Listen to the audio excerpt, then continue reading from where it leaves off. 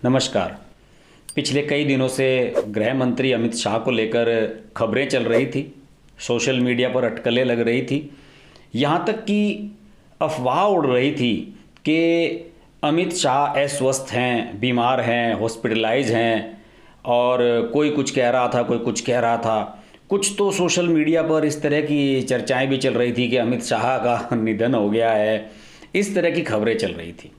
और आज अचानक ही केंद्रीय गृह मंत्री अमित शाह ने सोशल मीडिया पर एक पोस्ट डालकर अपने शुभचिंतकों को अवगत कराया कि वो पूरी तरह स्वस्थ हैं, किसी को चिंता करने वाली बात नहीं है। और उन्हें ये पता चल गया था कि उन्हें लेकर सोशल मीडिया पर इस तरह की खबरें चल रही हैं कि उनका निधन हो गया है या वो बीमार हैं, किसी मीटिंग में नज़र नहीं आ रहे हैं, इसका उन्हें संज्ञान था। लेकिन वो इसके बारे में बिल्कुल भी इन चीज़ों को लेकर सीरियस नहीं थे, क्योंकि वो अपने काम में लगे हुए थे, ऐसा अमित शाह के बयान में कहा गया है। और इसीलिए उन्होंने इनको तवज्जो ना देने का फैसला किया। लेकिन जब उनके प्रशंसक और उनके जो समर्थक हैं, उन्होंने लगातार, बीजेपी के कार्यकर्ताओं ने जब लगातार प्रेशर डाला है, तो उसके बाद वो पोस्ट डालकर ये चीज़ें स्पष्ट कर रहे हैं। ऐसा क्यों हुआ? ऐसा करने की उन्हें ज़रूरत क्यों पड़ी? आज एक और घटनाक्रम हुआ।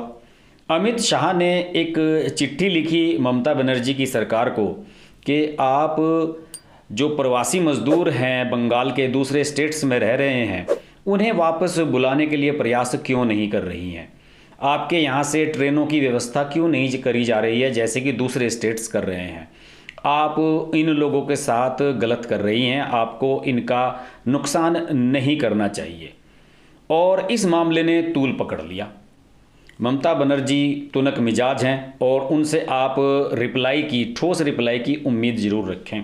और ख़ास तौर से जब अमित शाह का मामला आता है तो ममता बनर्जी बहुत सख्त हो जाती हैं और उनका जो व्यवहार है, उनका जो जवाब है, बहुत सख्त होता है। ममता बनर्जी के भतीजे अभिषेक बनर्जी, जो कि टीएमसी के बड़े नेता भी हैं, उन्होंने ट्वीट करके कहा अमित शाह से कि भाई आप हैं कहाँ? आप तो गायब हैं। लॉकडाउन के इस दौर में, कोविड के इस दौर में आप नज़र ही नहीं आ रहे हैं और अपने कर्तव्यों का आप सही तरीके से निर्वहन नहीं कर रहे हैं।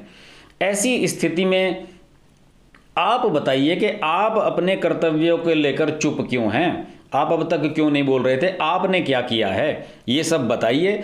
और अगर आप ये साबित करें कि ममता बनर्जी की सरकार प्रवासी मजदूरों को लेकर लापरवाही कर रही है, और अगर आप लापरवाही साबित नहीं कर पाते हैं तो आपको माफ़ी मांगनी चाहिए। अभिजीत बनर्जी ने बहुत सख्त लहजे में ये ट्वीट किया है।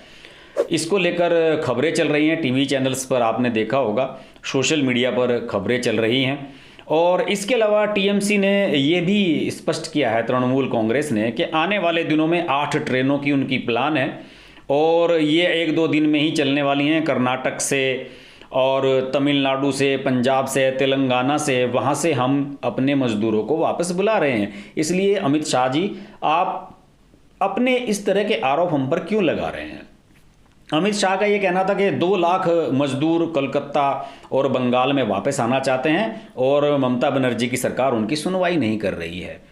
ये मामला और इसके बाद, इसके कुछ घंटों के बाद ही अमित शाह का ये पोस्ट आ गया कि भाई मेरी मृत्यु नहीं हुई है, मैं बिल्कुल स्वस्थ हूँ और सोशल मीडिया पर पिछले कुछ दिनों से जो अफवाहें चल रही हैं वो गलत हैं। और अमित शाह ने एक बात और भी कही कि जिस इंसान की, वो इन बातों में बिलीव नहीं करते हालांकि, लेकिन जिस इंसान की मौत की खबर उड़ जाती है वो इंसान, उसकी उम्र और भी बढ़ जाती है। ऐसी कहावत पुराने समय से है। कई फिल्म स्टार्स के बारे में भी हमने सुना है।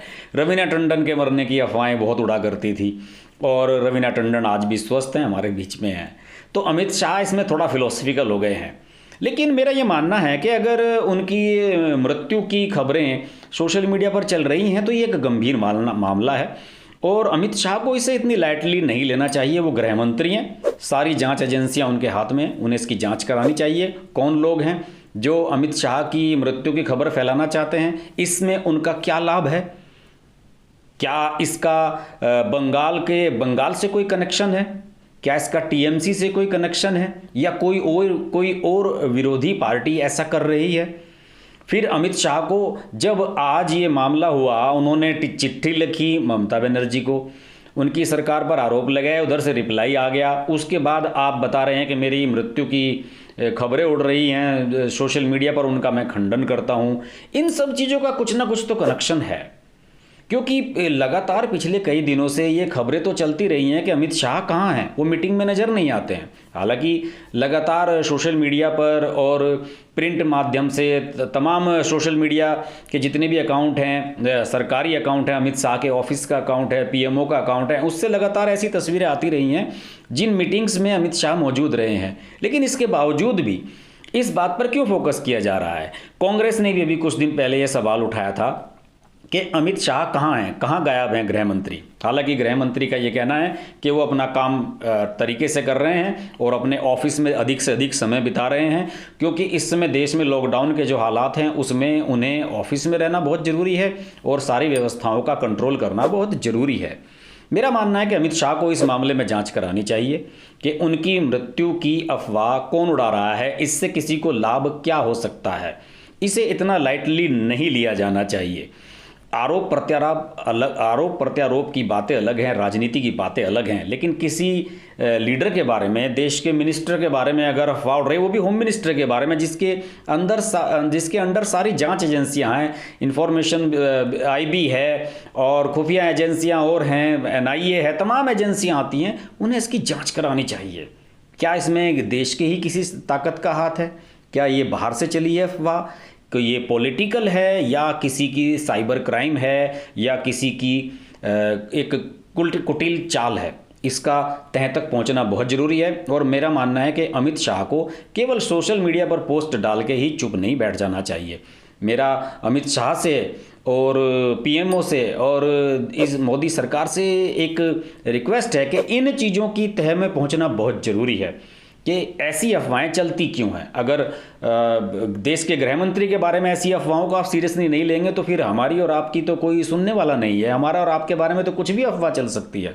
इस पर सख्त एक्शन लिया जाना बहुत ज़रूरी है। इस तरह के मुद्दों पर बात करते रहेंगे। देखते रहिए हर्ष की बात लाइव। नमस्कार। अगर आपको हमारी वीडियो पसंद आई तो हमारा चैनल हर्ष की बात लाइव सब्सक्राइब करें और नोटिफिकेशंस के लिए बेल आइकन प्रेस करें।